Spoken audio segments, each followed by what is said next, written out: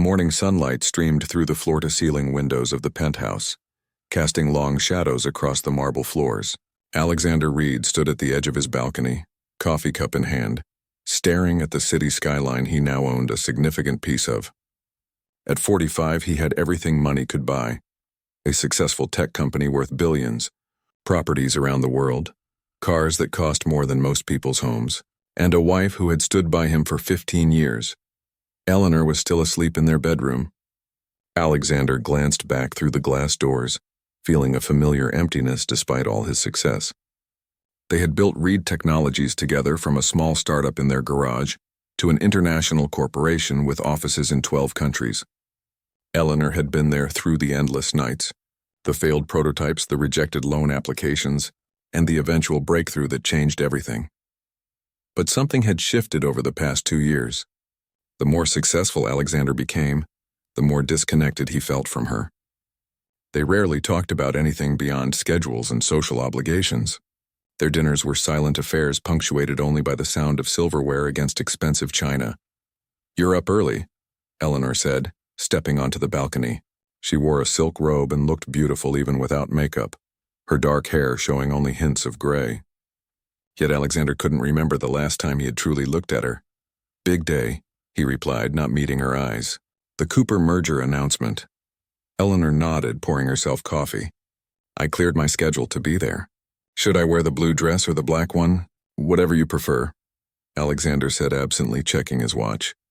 "James is bringing the car around in 20 minutes. Eleanor's smile faltered slightly. "I thought we could ride together, like we used to for big announcements." Alexander finally looked at her, seeing the hurt she tried to hide. "I have meetings before the event. I'll see you there." The annual tech gala was held at the Grand Plaza Hotel, a glittering affair with everyone who mattered in the industry. Alexander moved through the crowd with practiced ease, shaking hands and making the right jokes at the right times. Eleanor was somewhere in the room doing the same. They had perfected the art of working a room separately. "Excuse me, is there anywhere I can charge my phone in this century? All these tech giants and not an outlet in sight." Alexander turned to find a woman in a deep green dress looking at him with amusement. She appeared to be in her late 20s with striking features and an air of confidence that immediately caught his attention. "Here," he said, pulling a small charging device from his pocket. "Prototype from my company. Works without cables." She raised an eyebrow. "Alexander Reed, I presume? I've done my homework on everyone here." She took the charger. "I'm Sophia James, marketing executive with Horizon Digital." "One of our competitors," Alexander noted, finding himself smiling genuinely for the first time that evening. "For now," Sophia replied with a hint of mischief, "but I'm keeping my options open." They talked for nearly an hour, breaking away only when Alexander was called to the stage to announce the Cooper merger. As he spoke about future innovations and market growth, his eyes kept drifting to Sophia in the crowd rather than to Eleanor, who stood supportively at the side of the stage. That night marked the beginning of something neither of them had planned.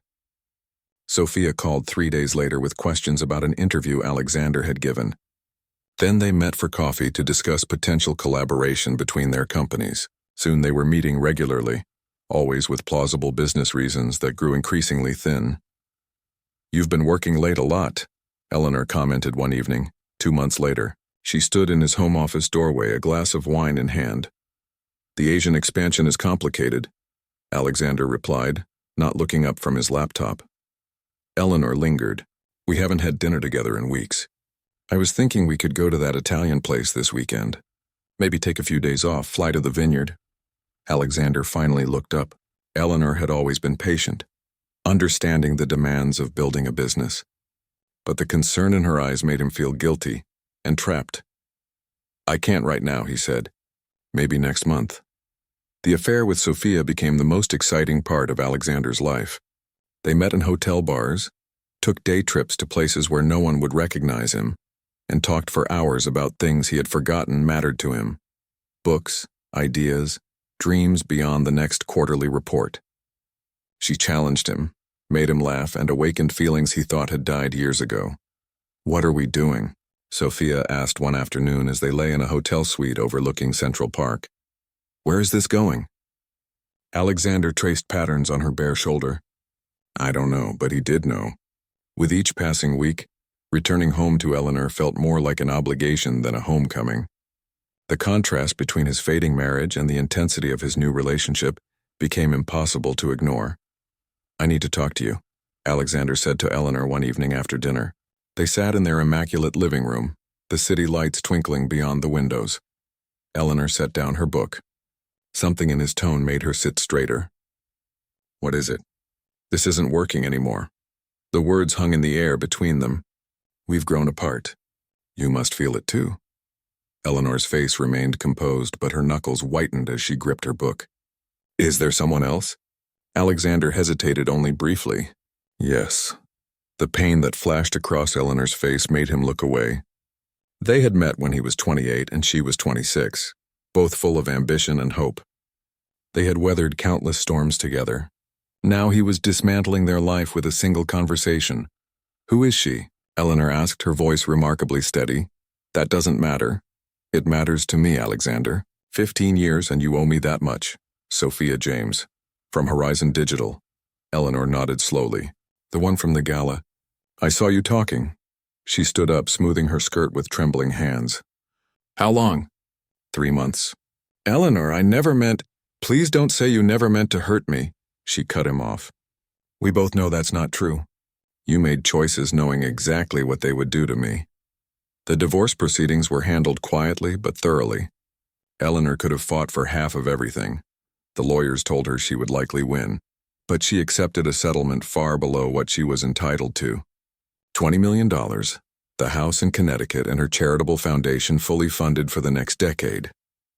"You're being too generous," Alexander's lawyer told him. "She's leaving money on the table." "Let her have what she wants," Alexander replied. He felt guilty enough without haggling over assets. The final papers were signed in a conference room downtown. Eleanor wore a simple blue dress and looked Alexander in the eye as they ended their marriage. "I hope she's worth it," Eleanor said as they walked out. Not angry, just sad. "I'm sorry," Alexander offered, knowing how inadequate it sounded. Eleanor smiled faintly. "The funny thing is, I believe you are. But being sorry doesn't change anything, does it?" She walked away, disappearing into a waiting car. Alexander stood on the sidewalk, feeling strangely hollow despite the excitement of starting a new chapter with Sophia.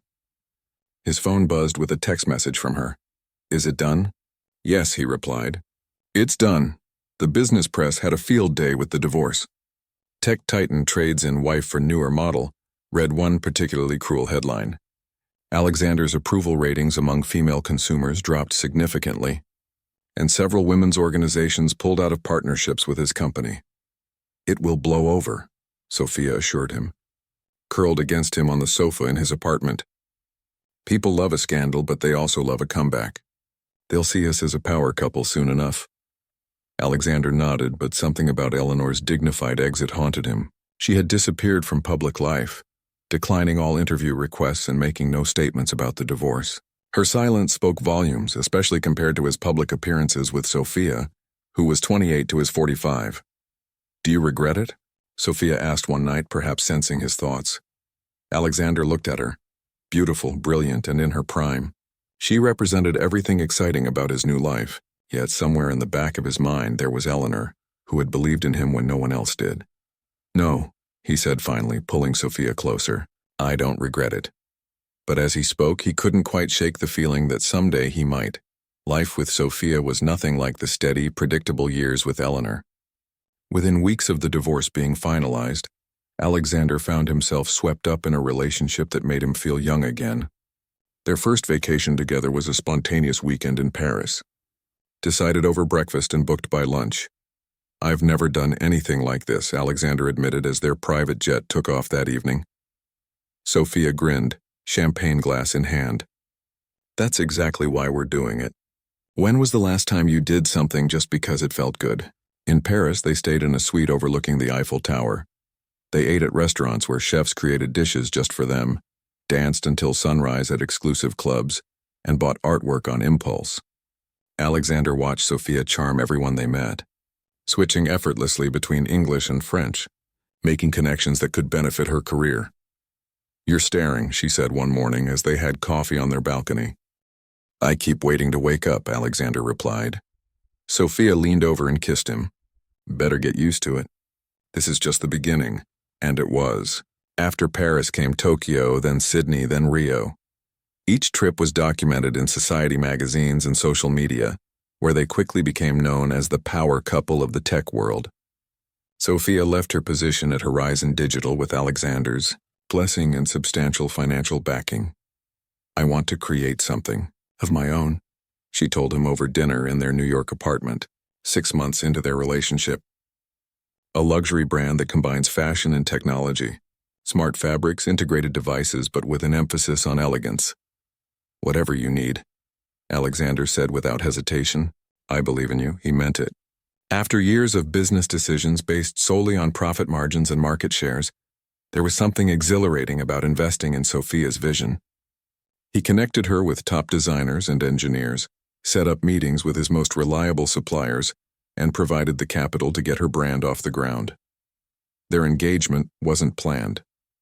During a weekend at his lake house, sitting on the dock as the sun set, Alexander realized he couldn't imagine his life without her. "Marry me," he said simply. No ring, no rehearsed speech. Sophia looked surprised, then thoughtful. "People will talk. People always talk. Let them," she smiled slowly. "Yes, but let's do it right. Big, beautiful, something no one will forget." The wedding was exactly that, an extravaganza held at a historic castle in Scotland, with 400 guests, performances by world-famous musicians, and a dress designed specifically for Sophia by a legendary French couturier. The photos appeared in fashion magazines worldwide, showcasing what appeared to be a perfect union. "Did you invite Eleanor?" Sophia asked on their wedding night as they lay in the massive 4-poster bed of the castle's master suite. Alexander tensed. "No, why would I?" "Just curious." Sophia traced patterns on his chest. "I wonder what she's doing now." "Let's not talk about Eleanor," Alexander said, pulling her closer. "Today is about us." Eleanor had indeed vanished from his world, though occasionally he heard rumors. She had moved to Seattle. No, to London. She was dating a professor. She had opened an art gallery. None of his former friends would confirm or deny these stories. They had mostly sided with her in the divorce, another casualty he had accepted as the price for his new life. For the next 2 years, Alexander and Sophia seemed to have everything. Her company, Nova Designs, launched to critical acclaim, with celebrities and tech enthusiasts clamoring for her products. Alexander's business continued to thrive, partly due to innovations inspired by conversations with Sophia. They bought a mansion in the Hamptons, an apartment in Paris, and were featured on the cover of Business Life magazine with the headline, "The Couple Redefining Success." But gradually, almost imperceptibly, things began to change. Sophia traveled more frequently as her brand expanded into international markets. Alexander found himself alone in their massive apartment more often than not, eating takeout while reading reports about her latest triumph in Milan or Tokyo. "I miss you," he said during one of their late-night video calls, Sophia looking tired but exhilarated in her hotel room in Paris. "I miss you too," she replied, but her attention was divided, her eyes occasionally flicking to another screen. The meeting with the French investors went incredibly well. "They want to back our expansion into 3 more European capitals." "That's wonderful," Alexander said, feeling proud yet disconnected. "When are you coming home?" Sophia hesitated. "That's what I wanted to talk to you about. The opportunities here are incredible, Alex. I think I need to base myself in Paris for a while, maybe 6 months, to really make this work." Alexander felt a cold knot forming in his stomach. 6 months? "I'd come back for weekends when possible," she added quickly. "And you could visit. You're always saying you should spend more time in the European offices." He wanted to object, to remind her that they were newly married, that couples shouldn't live on separate continents. But he remembered how he had built his own company, the sacrifices and single-minded focus it had required. How could he deny her the same chance? "If that's what you need to do," he said finally. "I support you," Sophia blew him a kiss. "You're the best. I promise I'll make it worth it." She moved to Paris the following month. At first they spoke daily, shared silly photos, and kept their connection alive across the distance. Alexander flew to Paris twice a month, and she returned to New York occasionally. But as weeks turned into months, the gaps between their conversations grew longer, their video calls shorter. "I'm just swamped right now," became Sophia's regular explanation. "The Barcelona launch is in 3 weeks and nothing is ready." Alexander threw himself back into work, expanding his company with an aggression that surprised his board. He spent more time in the office than at home, finding the empty apartment unbearable. When reporters asked about Sophia, he smiled and talked about how proud he was of her success, never mentioning that he hadn't seen her in person for nearly 2 months. 9 months after her move to Paris, Alexander cleared his schedule and flew over unannounced, determined to reconnect. He brought her favorite flowers and a custom-designed necklace featuring technology that could project holographic images of their most cherished memories. Her assistant met him at the Nova office. "I'm sorry, Mr. Reed. Ms. James is in Madrid for a fabric supplier meeting. She won't be back until Thursday." "Thursday?" Alexander checked his watch as if the day might have changed. "But it's Monday. She didn't mention any trip to Madrid when we spoke yesterday." The assistant looked uncomfortable. "I'm just following her calendar, sir." "Would you like me to let her know you're here?" Alexander spent 3 lonely days in their Paris apartment waiting. When Sophia finally returned, she seemed surprised but not particularly pleased to see him. "You should have told me you were coming," she said, kissing him briefly before setting down her bags. "I would have rescheduled Madrid." "That's the point of a surprise," Alexander said, trying to keep his tone light. "I missed you." They went to dinner, talked about business, made love with a passion that momentarily convinced Alexander everything was fine. But in the morning, he found her already dressed, checking emails at the kitchen counter. "I have back-to-back meetings all day," she explained, barely looking up. "Key buyers in town. Can't reschedule." "I'll fly back tonight then," Alexander said, not bothering to hide his disappointment. Sophia finally gave him her full attention. "I'm sorry. It's just a crazy time right now." She took his hand. "I promise things will calm down soon. Then we can figure out next steps." "Next steps?" She avoided his eyes. "For us, for the future. Whether I should come back to New York or maybe you could move operations here." But Alexander knew, with a certainty that hurt more than he expected, that she was already moving on without him. She had gotten what she needed: the funding, the connections, the legitimacy his name provided. Now she was building her own empire, one that didn't necessarily include him. He flew back to New York that night, the custom necklace still in his pocket. Their conversations grew shorter and less frequent after that. Alexander stopped flying to Paris, and Sophia never suggested coming to New York. Then came the day when his calls started going straight to voicemail. Emails received brief, businesslike responses. The distance between them, once measured in miles, became something much more unbridgeable. The divorce papers arrived on a Tuesday morning, delivered to his office rather than their home. Alexander stared at the envelope, remembering sitting across from Eleanor in that conference room downtown, thinking he had found something better. His lawyer advised fighting the settlement Sophia proposed. "She's asking for 50 million plus ownership of the Paris apartment and a percentage of your company's shares. It's excessive for a 2-year marriage." Alexander signed the papers without negotiation. He didn't want a drawn-out battle. Didn't want to see their relationship dissected in the press or the courts. He simply wanted it over. This time there was no final meeting, no last words exchanged. Just paperwork moving back and forth between attorneys and eventually, a notice that the divorce was finalized. Alexander threw himself into work with renewed focus, earning another fortune to replace what he had given away. He dated occasionally but never seriously. In quiet moments he sometimes wondered about Eleanor, where she was if she had found happiness. He never allowed himself to wonder the same about Sophia. 3 years passed this way, his life narrowing to the rhythms of work and solitude, until a business conference took him back to Paris for the first time since their separation. Alexander hadn't planned to return to Paris. When the invitation came to speak at the Global Tech Summit, his first instinct was to decline. Too many memories lingered in that city, but his communications director insisted it would be good for the company's image, especially after the recent launch of their groundbreaking medical technology division. "You can't avoid Paris forever," she pointed out. "Besides, it's been 3 years. The press has moved on to newer scandals." So there he was, in a sleek hotel suite with a view of the Seine, trying not to remember the last time he'd been in this city. His keynote speech was scheduled for tomorrow afternoon. Today was meant for preparation, But after 2 hours of reviewing his presentation, Alexander needed air. "I'll be back in an hour," he told his assistant, who looked surprised. Alexander Reed didn't take spontaneous walks. He didn't do anything without purpose. Spring had arrived in Paris and the city was in full bloom. Alexander walked without direction, hands in his pockets, watching couples stroll hand in hand along the river. He found himself near Luxembourg Gardens and decided to enter, drawn to the greenery and open space.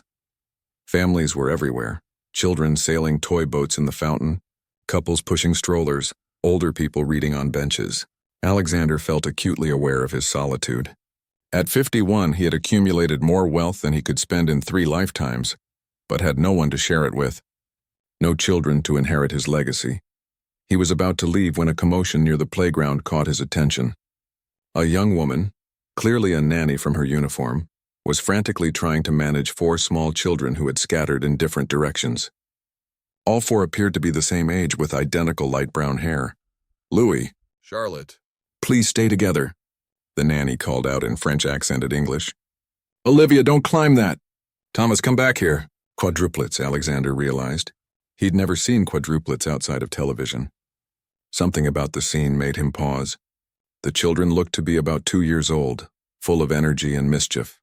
One of the little girls, the one called Olivia, had climbed to the top of a small slide and stood there triumphantly, arms raised. When she turned to survey her kingdom, Alexander felt a jolt of recognition. Those eyes, a distinctive shade of green with a slight upward tilt at the corners. His eyes.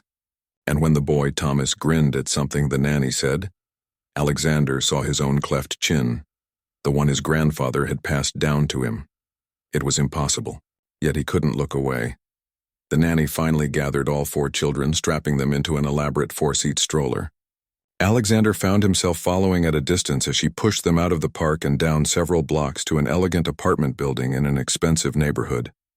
"Bonjour, Madame Chen," the doorman greeted her. "The little one's giving you trouble today?" "As always," the nanny replied with a good-natured smile. "But they're worth it." Alexander watched them disappear into the building, his mind racing. The resemblance could be coincidence. Plenty of children had green eyes and cleft chins. But 4 of them, all the same age, in Paris of all places? He approached the doorman casually. "Beautiful children. I couldn't help noticing them. Quadruplets are so rare." The doorman nodded proudly as if the children were somehow his achievement. "Yes, they are special. Madame's little miracles, she calls them. Madame? Madame James, the mother. She is a very successful businesswoman. The children rarely see her, poor things, but they want for nothing." Alexander felt lightheaded. "James, Sophia James?" The doorman looked surprised. "You know Madame James?" "We have mutual acquaintances," Alexander said vaguely. "In the fashion industry? Ah, yes. Her company makes those fancy clothes with technology inside. Very expensive." The doorman leaned closer. "Between us, I think that's why she's never here. Always working, that one. The children are raised by the nanny." Alexander thanked him and walked away, mind spinning. Sophia had quadruplets, approximately 2 years old. She must have been pregnant when she left him, or shortly after. But why keep it secret? Even during their divorce, she'd never mentioned a pregnancy. Back in his hotel room, Alexander canceled his dinner meeting and began researching. Nova Designs had become a major success, with flagship stores in 10 cities worldwide. Sophia appeared regularly at fashion events and industry conferences, always alone, never with children. No mention of her personal life in any interviews, as if that part of her didn't exist. He considered confronting her directly, but hesitated. If the children were his, she had deliberately kept them from him for over 2 years. That wasn't a conversation to have unprepared. Instead, Alexander hired a private investigator, a discreet Frenchwoman recommended by his Parisian lawyer. "I need information on 4 children living at this address," he explained, providing the details. Specifically, their birth certificates, medical records, anything that might indicate their parentage. "This is potentially illegal, Monsieur Reed," the investigator warned. "Medical records are confidential." "I'm not asking you to steal anything," Alexander clarified. "Just find out if my name appears anywhere in connection with these children." While waiting for results, Alexander postponed his return to New York. His speech at the summit was well received, but he barely remembered giving it. Every waking moment was consumed by thoughts of those 4 children with his eyes, his chin. The investigator called 3 days later. The children were born at the American Hospital of Paris. Their birth certificates list Sophia James as the mother, but the father's name is blank.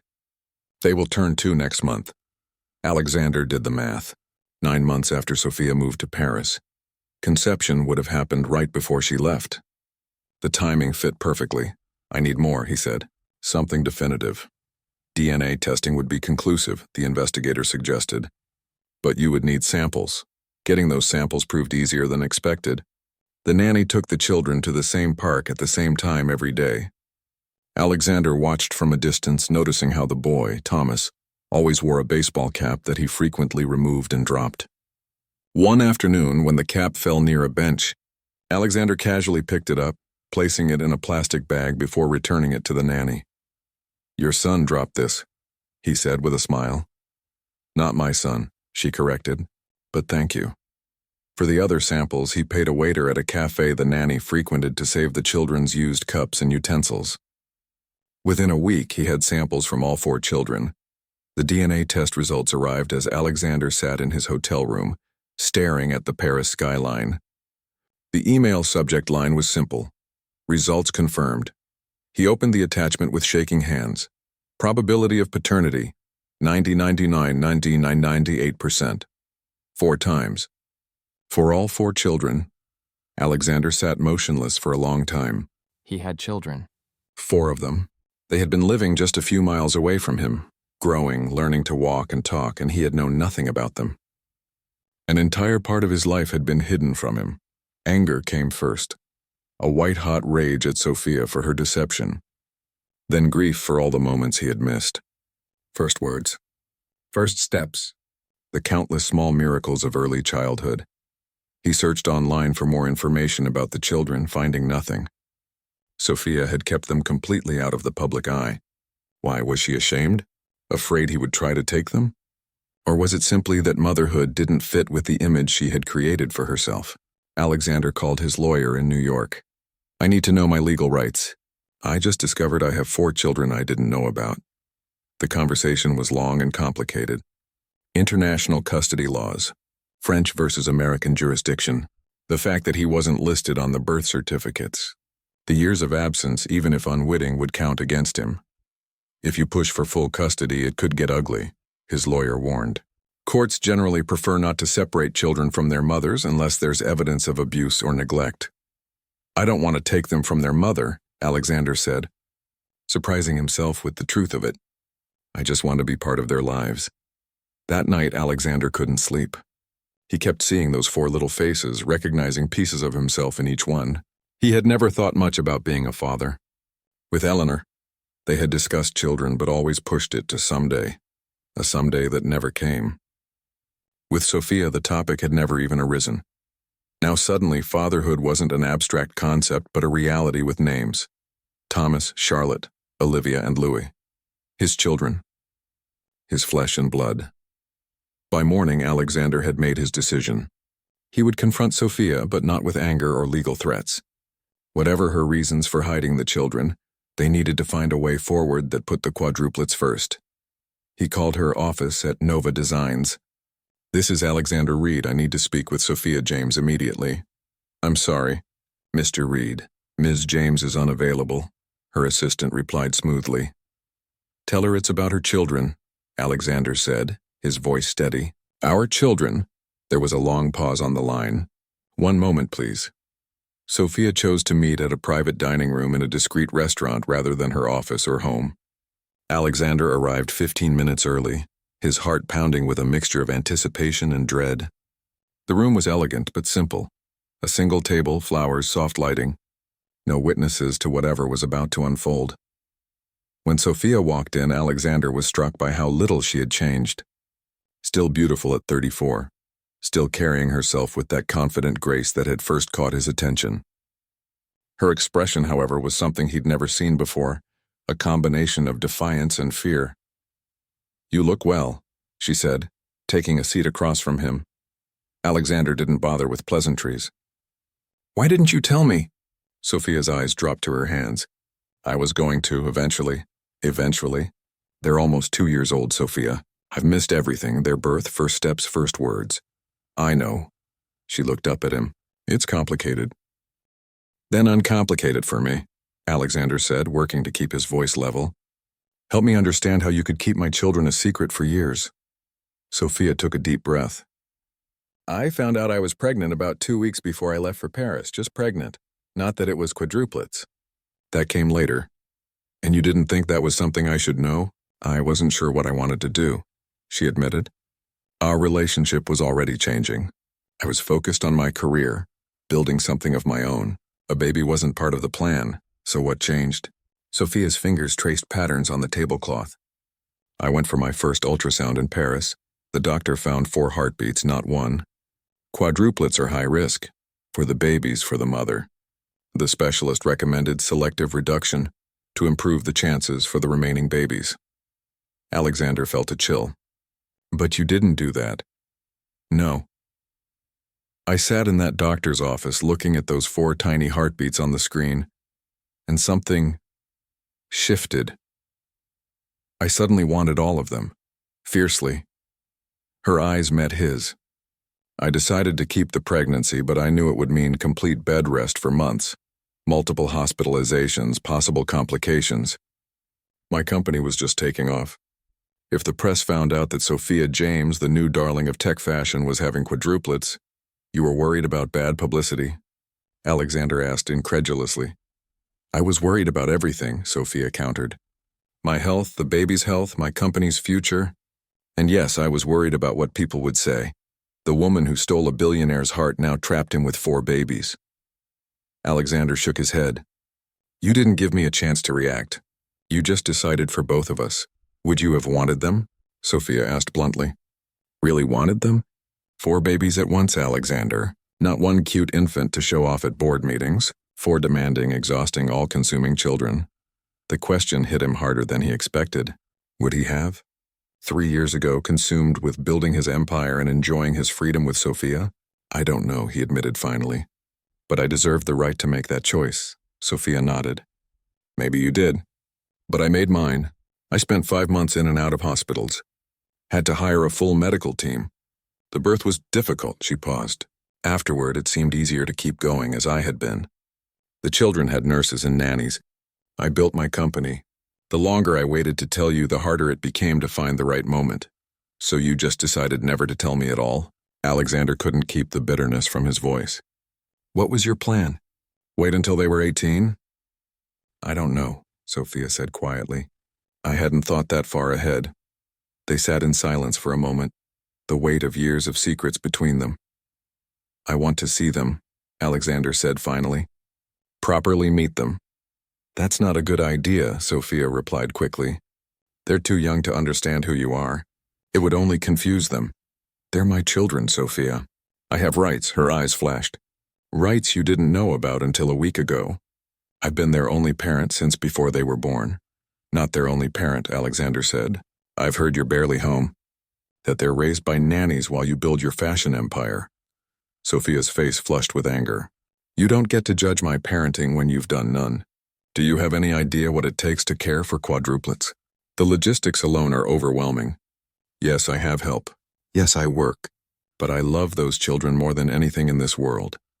Alexander could see the truth of it in her eyes, and it softened him slightly. I believe you. But that doesn't change the fact that I'm their father. I want to be part of their lives. And if I refuse, then I'll go to court, Alexander said simply. I have DNA proof. I have enough money to hire the best lawyers in France and America. But I don't want to do that, Sophia. A court battle would be ugly for everyone, especially the children. Sophia studied him. What exactly are you asking for? Joint custody? Visitation, what? I don't know yet, Alexander admitted. I need to think about what's best for Thomas, Charlotte, Olivia, and Louis. Sophia's eyebrows shot up. You know their names. I've learned everything I could about them. She sighed deeply. If, and this is a big if, I agree to let you meet them, we do it my way. Slowly. Starting with short visits, always with me present. They know their father is away. We don't confuse them with too much information at once. It was less than Alexander wanted. but it was a start. Agreed. As they worked out preliminary details, Alexander's phone buzzed with an incoming message. He glanced at it absently, then froze. "What is it?" Sophia asked. "Nothing," he said, putting the phone away. But his mind was reeling. The message had been from an unknown number. "I know about the children. We should talk." Eleanor, his first wife. The woman he had left for Sophia. How could she possibly know about the quadruplets? The rest of the meeting passed in a blur. Sophia agreed to introduce him to the children the following day, starting with a short visit at her apartment. Alexander nodded, asked appropriate questions, but his thoughts kept returning to Eleanor's message. As soon as he left the restaurant, he called the number. "How did you know I was in Paris?" he asked without preamble when Eleanor answered. "Hello to you too, Alexander." Her voice was exactly as he remembered, calm, slightly amused. "The tech world is smaller than you think. Someone saw you at the summit. The rest was easy to piece together. And the children? How did you know about them?" A pause. "Perhaps we should meet in person." They arranged to meet at a small cafe near Alexander's hotel. When he arrived, Eleanor was already there, looking elegant in a simple blue dress. Her hair was shorter now, with more gray than he remembered, but her eyes were the same, observant, intelligent, kind. "You look well," Alexander said, feeling a strange echo of his earlier conversation with Sophia. "So do you," Eleanor replied. "A bit tired, perhaps." "It's been an eventful week," Eleanor nodded. "I can imagine. Finding out you have 4 children would be quite a shock." "How long have you known?" Alexander asked. Eleanor sipped her coffee. "Since before they were born." Alexander stared at her. "That's impossible." "Sophia contacted me during her 4th month," Eleanor explained. She was struggling, physically, emotionally, financially. The pregnancy was difficult.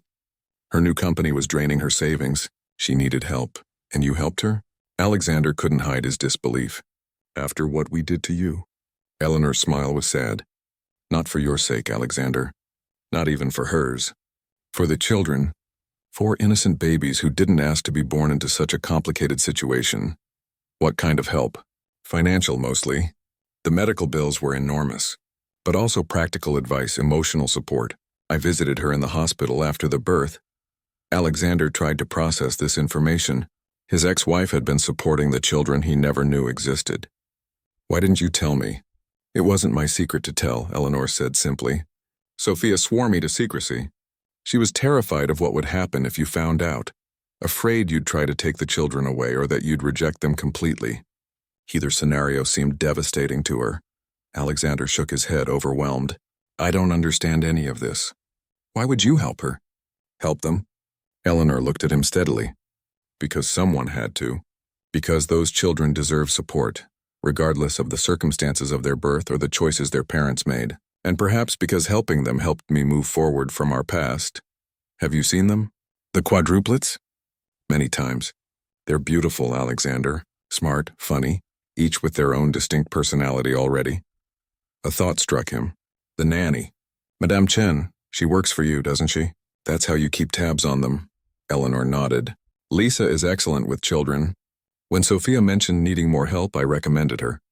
She keeps me updated, sends photos. All this time, you've been part of their lives while I knew nothing," Alexander said, unable to keep the hurt from his voice. "I've been a distant guardian, nothing more," Eleanor corrected. "They don't know me as anything but their mother's friend who visits occasionally. They certainly don't know the complicated history between the 3 of us." Alexander studied his first wife, seeing her in a completely new light.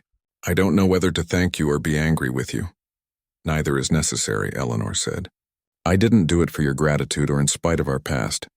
I did it because it was the right thing to do. And now? Why contact me now?" Eleanor hesitated. "Because I think Sophia is overwhelmed.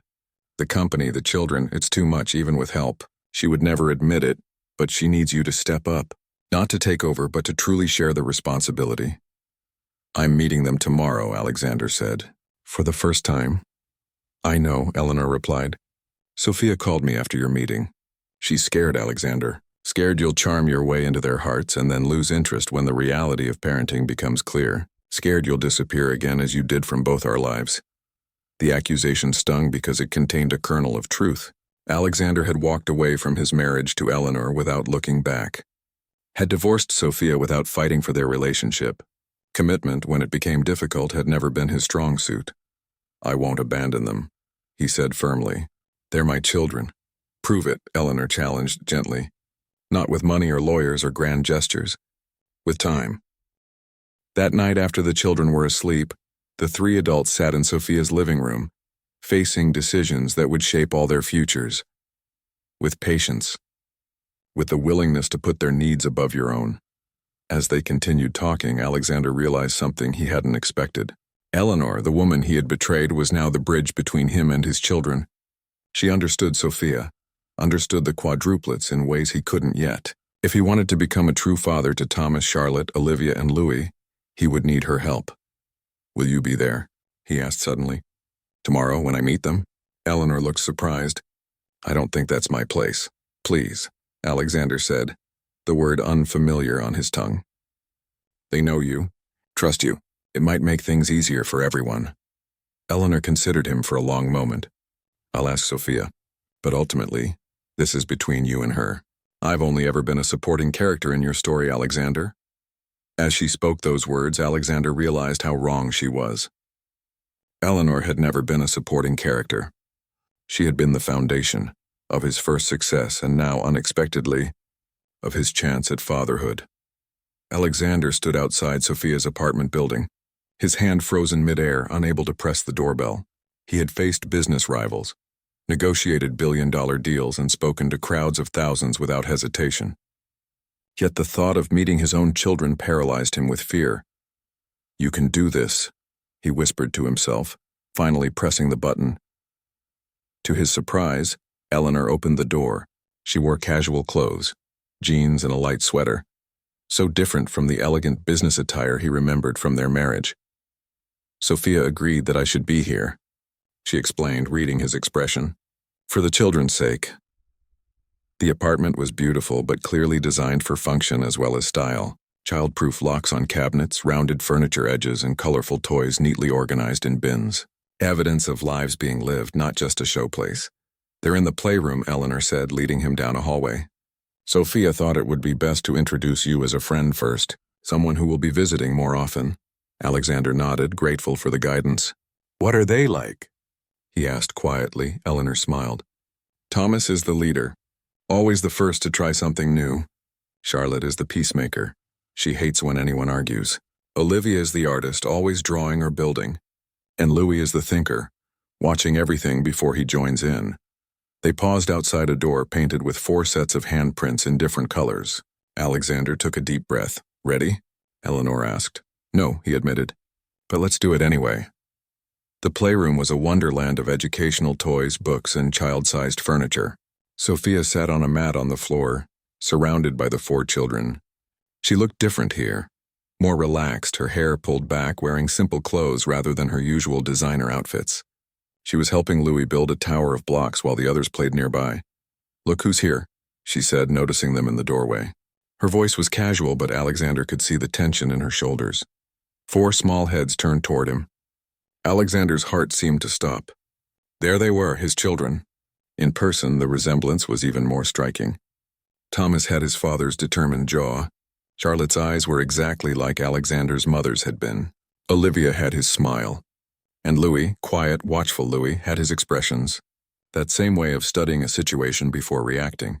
"Hello," Alexander said, his voice hoarse with emotion. The children stared at him curiously. Thomas, bold as Eleanor had described, stepped forward first. "I'm Thomas. I'm 3. He held up 4 fingers. "Almost 3, Sophia corrected gently. 2 3/4. That's a lot, Alexander said, kneeling to be at eye level. "I'm Alexander. It's very nice to meet you, Thomas." One by one, the others introduced themselves, each in their own way. Charlotte politely shook his hand like a miniature adult. Olivia showed him a drawing she'd made. Louis simply studied him from a distance, thumb in his mouth. "Alexander is going to visit us sometimes," Sophia explained to the children. "He's a friend of Mommy's." The word friend felt inadequate, but Alexander understood the need for simplicity. There would be time for more complicated explanations when they were older. The visit lasted an hour. Alexander followed the children's lead. building blocks with Louis, admiring Olivia's artwork, answering Thomas's endless questions, and accepting the toy Charlotte insisted he needed. By the end, Louis had even come close enough to touch Alexander's watch with curious fingers. When it was time to leave, Alexander felt a mix of emotions: elation at finally meeting his children, sadness at having to go, anxiety about what came next. At the door, Eleanor touched his arm gently. "You did well," she said. "It's a good start." In the weeks that followed, Alexander rearranged his entire life around the Quadruplets. He postponed his return to New York indefinitely, renting a nearby apartment and setting up a temporary office. He visited every other day at first, for short periods that gradually lengthened as the children became more comfortable with him. Sophia remained cautious but fair, setting clear boundaries while allowing him space to develop relationships with the children. Eleanor was there often, the buffer that made it all work, somehow able to smooth the tensions between all the adults. "Why are you doing this?"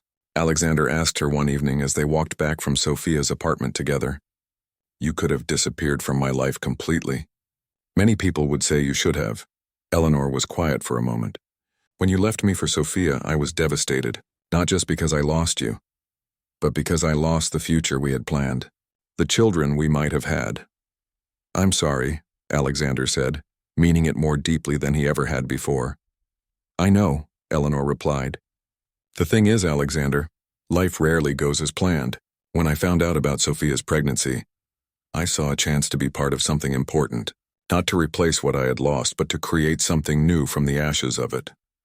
3 months after that first meeting, Alexander was fully embedded in the children's lives.